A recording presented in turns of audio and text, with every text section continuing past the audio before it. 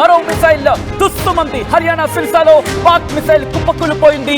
ఆ మిసైల్ తుస్సుమనడంతో పాకిస్తాన్ కూడా ఇప్పుడు తుస్సుమంటోంది. కాసేపు ఆడుకున్నారు సరదాగా, అదేదో ఆట బొమ్మలాగా కొన్ని కోట్లు పెట్టి ఖర్చు పెట్టి తీసుకొచ్చిన ఆ మిసైల్ ని ప్రయోగించిన పాకిస్తాన్ కు పిలకలు ఊడేలా, పిలకలు పీక్స్ కి చేరేలా, పిలకలు పీచమనేలా ఒక్కసారిగా ఇచ్చిన ఆ స్ట్రోక్ కి ఒక్కసారిగా భారత యువత దాంతో ఆడుకుంటోంది. ఎందుకు ఎందుకు ఎందుకు పనికిరాని మిసైల్ గా మారిపోయింది.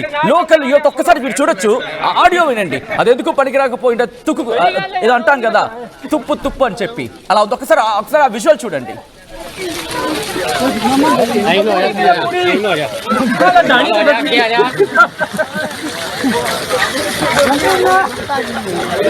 जनता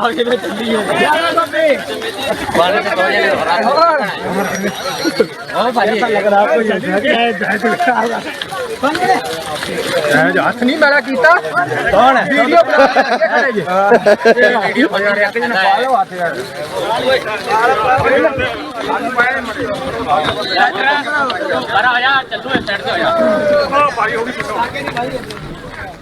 ఎవరితో పెట్టుకోవాలో తెలిస్తే అర్థమైతే ఆటతో పెట్టుకోవచ్చు.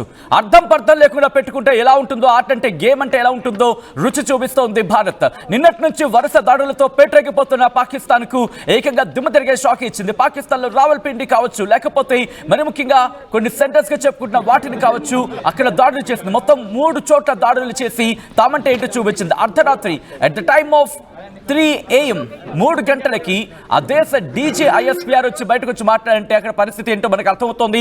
సియాల్కోట్ ఎయిర్ బేస్ కి సంబంధించి లాహోర్ ఎయిర్ బేస్, అలాగే Sargodha air base, Noor Khan air base, Rawalpindi air base, దాంతో పాటు పంజాబ్, పాకిస్తాన్ కి సంబంధించి అక్కడ ఎటువంటి పరిస్థితులు ఉన్నాయో మీరు చూస్తున్నారు. పాకిస్తాన్ ప్రస్తుతం తగలబడిపోతోంది.